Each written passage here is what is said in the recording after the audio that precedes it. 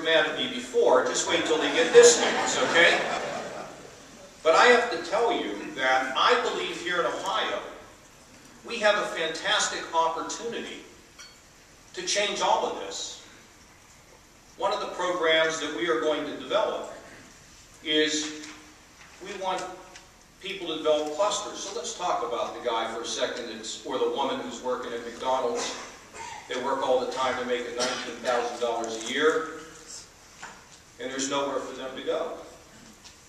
Well, we're going to work with business clusters. A friend of mine, Tom Zenti, runs University Hospital, is always complaining that he doesn't have enough lower entry positions in that hospital where you can get decent pay and good benefits.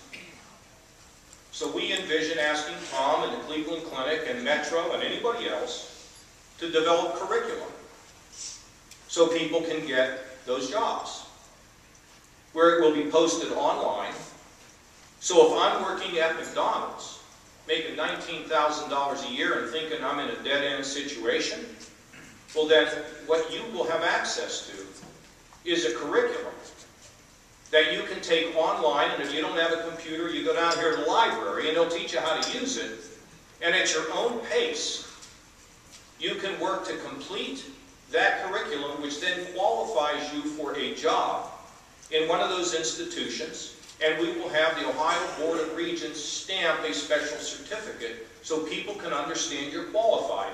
And you then be able to go from a $19,000 a year a job, and nothing wrong, there's everything right about the McDonald's job, but you want to benefit yourself, you can then go from maybe a $19,000 a year job to maybe a job that's paying you $40,000 or $50,000 a year, and gives you hope to even go farther and farther and farther. More tools to help people who are stuck to get unstuck. And that's the way I would like us all to think about this. To be in a position. Now, if you go into the welfare department and you meet your coordinator and you don't know how to set an alarm clock. Some people don't get that, by the way. They say, well, you know, those are freeloaders, right? Well, you know what I think a lot of them are people that